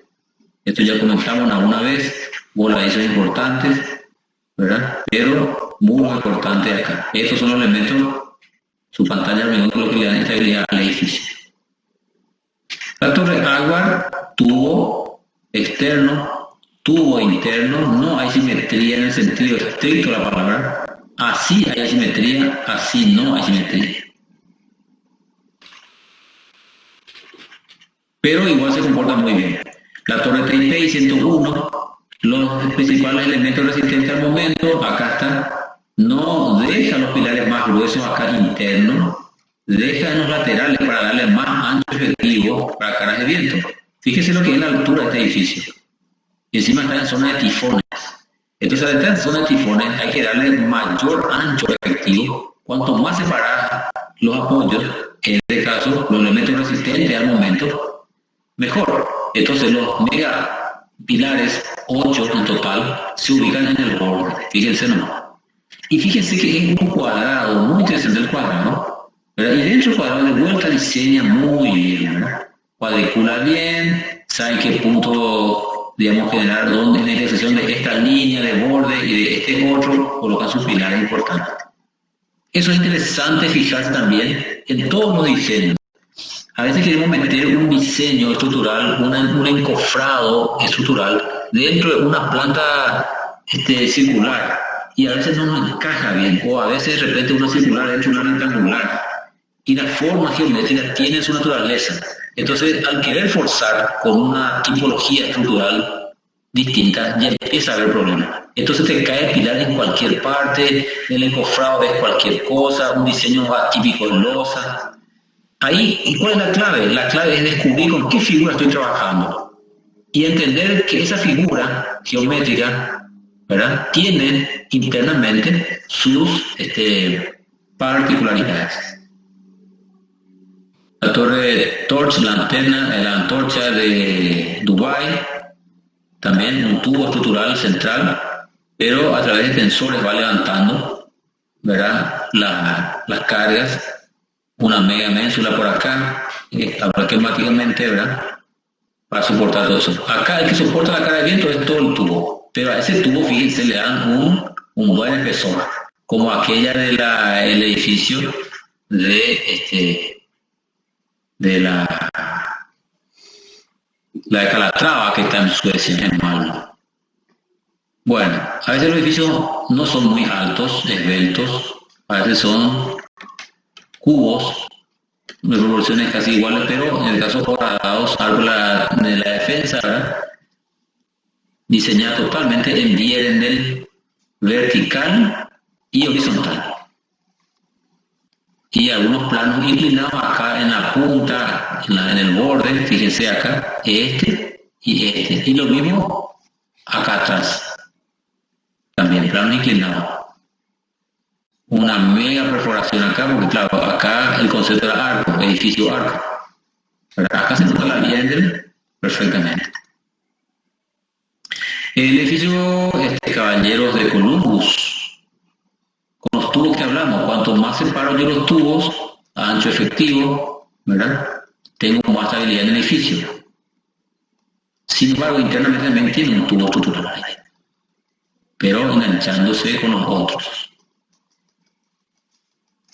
New York Times, un edificio bastante esbelto, ¿verdad?, planteó justamente las vías de arrastramiento, estructuras metálicas. Los Estados Unidos tienen bastante bien desarrolladas estructuras metálicas, edificios metálicos, esqueletos metálicos, ¿verdad? Y el edificio de, creo que es Renzo Piano,